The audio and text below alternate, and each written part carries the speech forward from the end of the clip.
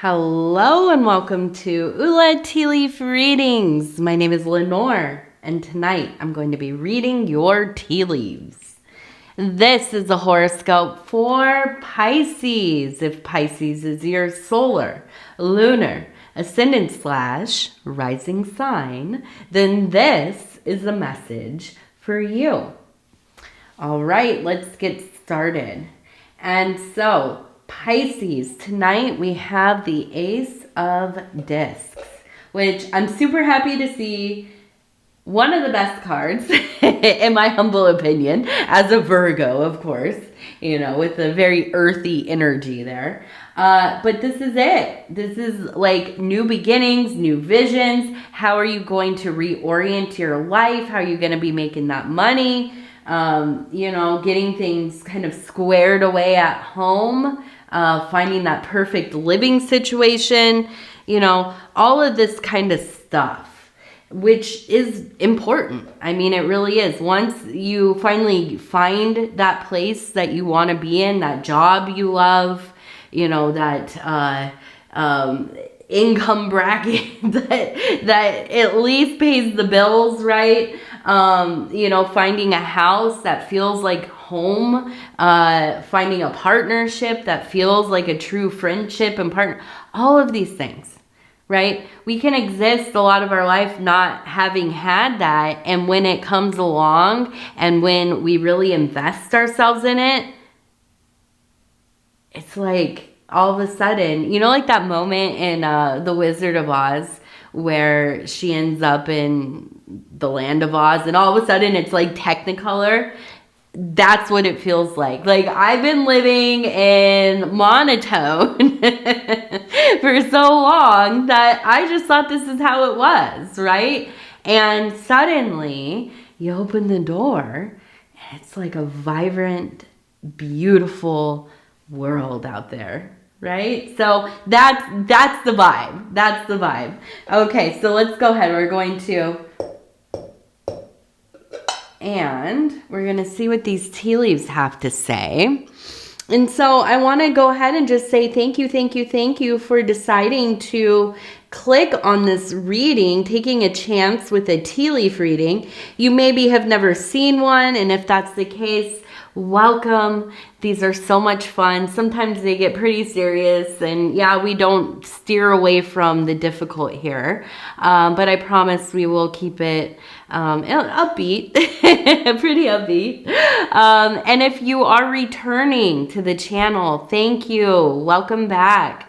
It's so lovely to see you. All right, let's see. So the first thing that really stands out for me here is this face. Now we have, it looks like two eyes right there. We have the nose and we have a little smile. Okay. This feels masculine to me.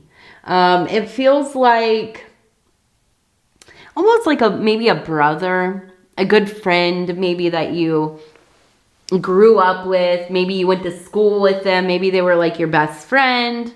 But a very inviting energy. Somebody that like when you saw them or when you see them, maybe you still are good friends. You immediately just kind of like your shoulders relax. You're not, holding your jaw tight. This is somebody that you know that you're going to laugh with. You can say whatever. If you had any like things happen in the day that like you didn't want to share with somebody, this is the person that you can tell all of your business to, and they're just going to listen and laugh with you and support you, and it's just very unconditional. Okay, so I feel like this really wants to be looked at, or at least recognized, that this is an important connection that you have had in this life. Okay, and this is something that I feel like maybe you have gotten away from a little bit, or maybe it is that you've like grown apart. Maybe they have passed away. Maybe the circumstances of your life have taken you into completely different directions. Maybe you live like on the other side of the planet from them. But I feel like this is something that is this easy connection. I mean, it just feels easy. Like there's not like a fighting or, you know, like constantly sniping each other, putting each other down or passive aggressive. None of that. It's always just love. But I feel like maybe it's almost like it maybe hurts to think about it too much. Because you know that if you really analyze it, it might really feel like you have this like hole in your heart. But thus far, you've gotten along with just kind of not thinking about it that much. Just kind of, okay, well, maybe you're still on like social media. You still see each other's stuff, but you don't really talk that much. Or, you know, like I said, it could be that they passed away. But what I feel here is this calling. I mean, it really does. It feels like a calling. There needs to be some time devoted to this because this is kind of not the biggest wound of your life, but I do feel like it is a wound. And I feel like it's something that maybe has even been a bit of a blockage, that it has been difficult for you to really connect with somebody else, a friend, maybe even a partner, in a deep way, or at least in this way, right? Because it almost feels like a betrayal to this relationship. And I know it gets complicated when we have people that we love so much, right? And sometimes we carry this in our unconscious. But I do feel like it's something that is coming up, and it's something that wants to be looked at. It's something that wants to be maybe kind of, you know, the blockage undone so that you can move on. Or maybe it is about reuniting with this person. Maybe it is about reaching out to them, seeing how they're doing, getting a conversation going, having that dialogue continue, and, you know, really maybe kind of reactivating this friendship into your life. And I feel like that would be very beneficial. Okay? Now, next to it, we have another person over here who looks like they're carrying the number 4. It looks like maybe a Sagittarius person, right? Because we have the humanoid body, and then we have the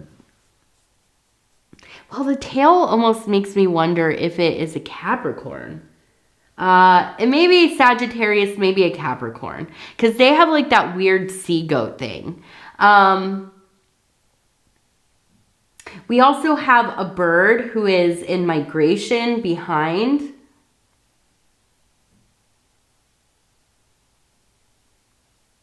And we have, it looks like it says M-E-C. M-E-C. So that might be a word that's mixed up. It might be initials. Maybe it means something to you. Maybe it doesn't. It could also be, it looks like T-M. T-M. We also have another number 4. I want to look at like what's going on with the Sagittarius person. Or maybe Capricorn. I don't feel like this is the same person we were talking about before. I almost wonder... kind of almost bad vibes a little bit. I almost kind of wonder if this is somebody who is very kind of cunning. Somebody that like has no qualms with kind of taking advantage of other people.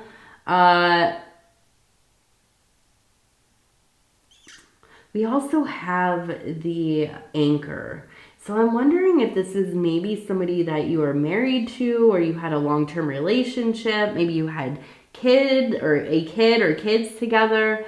I just feel like we have the I right there. I feel like this is somebody that you have kind of gone back to maybe once or twice. And every time you end up with them, your life just devolves into chaos. Like, this is somebody that's living a whole different reality than you, right? This is like somebody who's like hustling. This is like somebody who is like scamming, or they're just taking advantage of people. They're living off of people. They're, absolutely not doing what they say they're going to do, especially if you were like trying to raise kids with them. This is somebody who feels very absent. And I feel like whenever they start to come around again, and it's kind of like a cycle where every some years they'll start to show up and start messaging you and, all of that. And it puts you on high alert. So I feel like you really you have eyes on them. Like, you are keeping track of what's going on with them. Not because you want to be involved. Not because you want anything to do with them. But because you want to see, like, what's up? Where are you at? Like, please don't show up at my house. You know what I mean? So I feel like there really is a need to kind of fortify yourself against this person, because as much as they are good at just kind of teeing you off, I think that's the big thing. I think they also, it's like that sweet talk kind of thing, right? Like, there's just something about them that will kind of pull you back, even if this is the worst of the worst of the worst. I cannot go back to anything to do with this person. There's just some little tiny soft spot you have for them, and they're really good at finding it. Now, I feel like it's like, get yourself ready, because you're seeing the signs. You're noticing the shift in weather, and it's like they're going to be showing up pretty dang quick here. So make sure that you are ready. Like, you have the whole thing, just the wall, what is that? Like, the drawbridge comes up and the moat gets filled with lava, and you're like, nah, I'm in my fortress. Do not enter. Now, we also have, it looks like E heart O. Okay, so E heart O. Could also be emo. E-M-O. But I think it's E heart O. So maybe this means something to you. I don't know. It could be names. What else do we have? We have a person riding a horse. It looks like, I hate to say, but it does. It just feels like you are like ramping up for some kind of, it's not like a war, but I feel like it's just like you have to get yourself ready to not be pushed around by this person, which I don't think that you get pushed around by pretty much anybody, right? But you're on the defense right now. And I feel that you're getting like the shields out. You're getting like that stone face ready. You're practicing what you're going to say on the phone when they call you. And I feel like this is just a time for you to really have this discussion with yourself. Like, how am I going to deal with this? Now, that also being said, I think it's really important for you to make sure the people around you, your safe people, your support system, that you know, or that they know what's going on. Okay? Not trying to hide this from anybody, making sure you're being held accountable, that you're not backsliding into this relationship, but also that you're safe. Okay, that's the big thing too, is that you want people to know what's going on, that this person has been kind of, coming around again, or they're starting to message you or whatever. And, you just never know with people. So letting the people in your life know, I've been contacted, I feel like they're going to contact me, that kind of thing. Now, we also have a guard dog right here. You can see the head, the body, and the legs. So I do feel like you have somebody in your life who really is very protective of you. Okay. I almost wonder if this is one of the kids. Okay. Like an adult kid. It could be like a brother. It could be, it feels masculine, but it doesn't have to be a woman or a man. It could be a woman, could be your mom, could be your sister, could be your cousin, whoever, but I do feel like that's the person you really want to have your back here. Okay. Cause they're not going to take any guff. This is not somebody that's like just going to go along. Right? They're not a very understanding person, and they're going to shut it down over and over and over again, no matter what. And sometimes we need those people in our lives, right? Especially when it has to do with somebody that we have a little bit of a weakness for. Now, we also have a division sign right here, and I just really, I feel like this is the big thing right now. Really making sure that you don't let this person get in there and try to cause drama within the life you have set up already. Trying to divide and conquer type of deal. Okay? None of that. None of that.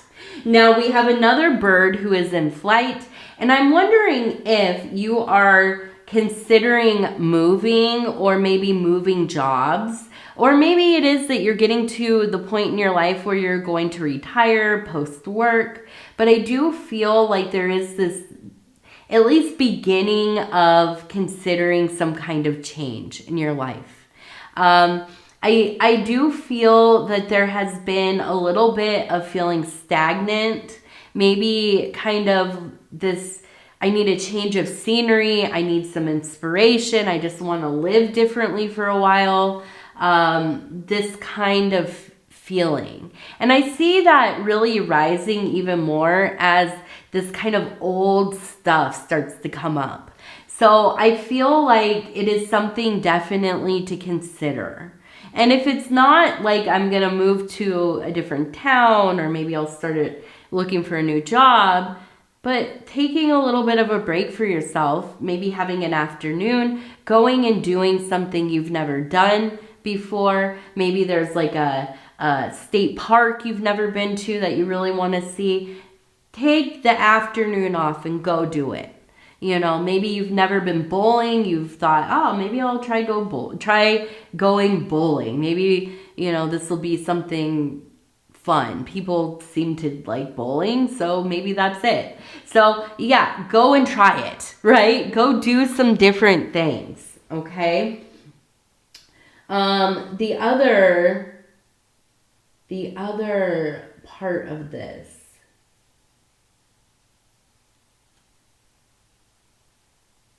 a very airy energy, very wind oriented. I almost feel like there's a sharpness. Somebody says something to you that really, it feels like it cuts deeply.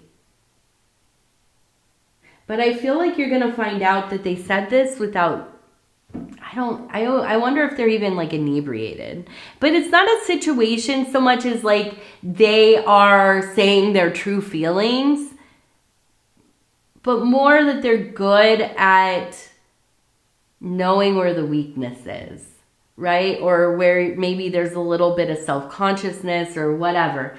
I do feel like this is going to, I don't know who it is. It feels like a feminine energy, but just saying something, and it's only one thing. But I think it's important for you to hold this person accountable, or at least let them know what you said to me was hurtful, because I feel like this is something with everything else that's going on. This feels like a betrayal, but you don't want it to get to resentment. You don't want it to get to a deeper, problem and turning into a bigger problem. So I think really not confronting. I'm not saying go and confront this person, but I'm saying telling them, being vulnerable, saying, what you said really was hurtful. It was not helpful, and I love you, but I don't like to be talked to like that, right? and you know, I don't know. For me, anyways, and maybe this is the Virgo in me, nothing I dislike more than somebody being too familiar and thinking that they can overstep or say something that I gave no impression that, you know, I don't want your insights. I barely know you, you know. But you know, I think it's something along those lines. And it's not about like, oh, you got to put her back in her place. No. Sometimes we just have to say, I don't like that kind of talk. I don't feel like that's something that is helpful for me. You know, I remember one time I had gone in, I've talked about this on my readings before. I'm in recovery, okay, for substance abuse. Back in the day, you know, like over 10 years ago now. Anyways, I went in for this, like, I forget what they're called, an evaluation of some kind. And I was talking to this counselor, and he had just been dealing with somebody else. And it was probably somebody who was lying to him. Usually, you know, that's what us addicts do. lie to the people that are trying to help us. And so he was very abrasive. He was in this mode of being very abrasive, kind of real hard, and, you know, this is what this is, you know, just really, you know, mean. I thought it was kind of mean. Okay. So I start crying. I'm a crier. I'll cry over a lot of things usually, but yeah, it really, I don't like that kind of angry, mean, belittling, I'm going to show you like how bad you are, or how bad this life is that you're living, and I'm going to be like a drill sergeant. That does not, I shut down immediately. I cannot be talked to by somebody like that. I don't like it. I don't like the meanness. I don't like being mean to people. I don't like making people feel poorly about themselves.